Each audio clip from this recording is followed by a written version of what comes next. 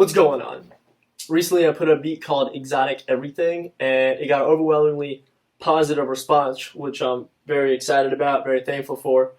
So I thought I'd go ahead and break down how I made the melody inside the beat. And if you're a rapper, if you're a producer, or if you're both, hopefully you can take something away from this in terms of, I don't know, workflow, creativity, how hopefully it helps you.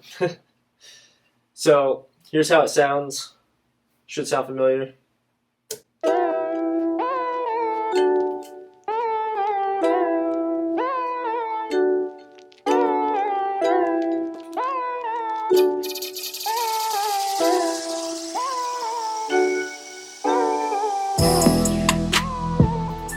And that melody is the main melody behind the beat.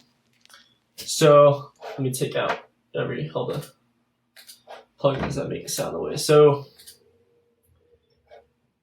it's an E minor, and it basically started when I found this inside of Omnisphere.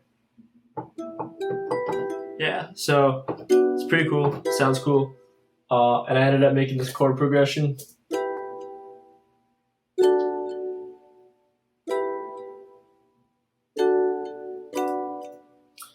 After that,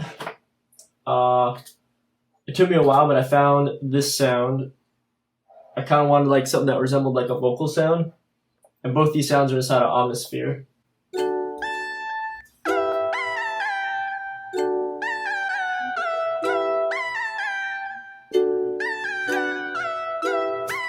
So I know it sounds really different, and actually, I didn't think it sounded bad.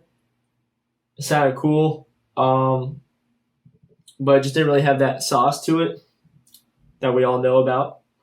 So I ended up going inside of Cable Guy's Shaper Box, which is exactly like Gross Beat or Effectrix, and I just used the halftime bar to kind of.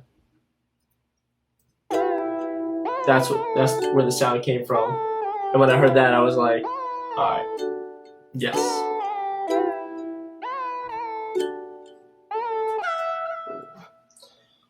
And then last thing for the melody I'll show is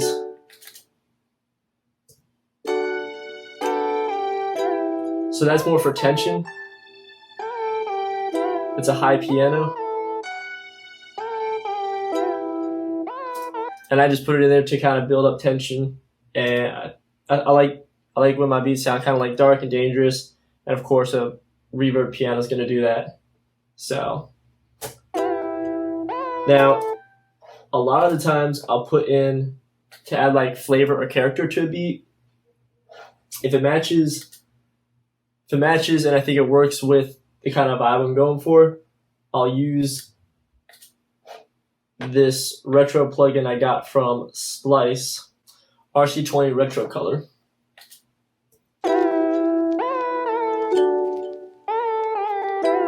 And as you can imagine from the title, it makes it sound like it's kind of on vinyl, which, I don't know, to me it just worked with this beat and kind of gave it more character. So I kind of put all those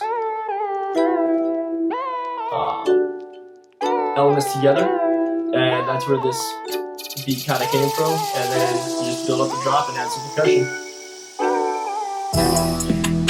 As far as arrangement goes, the chord progression I built out, I just halved when I put it into the verses.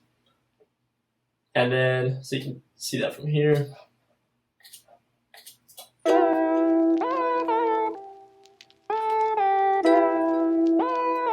And then when the chorus hit, I brought it back.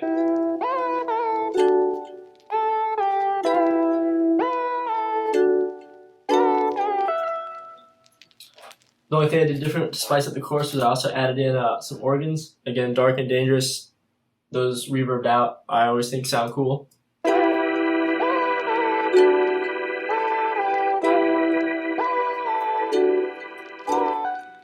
That's pretty much the melody behind the beat. It took a while to craft, but that was only because I was really messing around with what kind of sauce and sound fit the best in my opinion. The last thing I did was I threw a different shaper box on the chorus, or sorry, the outro.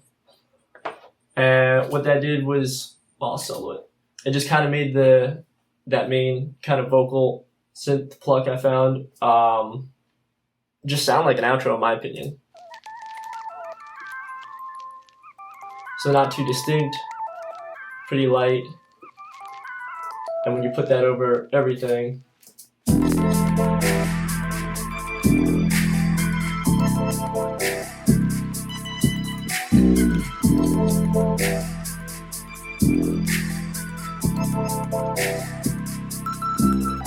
I just thought it sounded like a really cool outro. So really all that took was finding a good chord progression, layering it with a decent melody. Again, I thought it sounded cool, but I wasn't exactly happy with it. Finding the sauce to put over it, and then adding the percussion in. I hope you guys liked that video. I hope it gave you some ideas to add some sauce or different melodies of your own. If you like the beat, it will be in the link below. You can check it out yourself if you haven't heard it yet.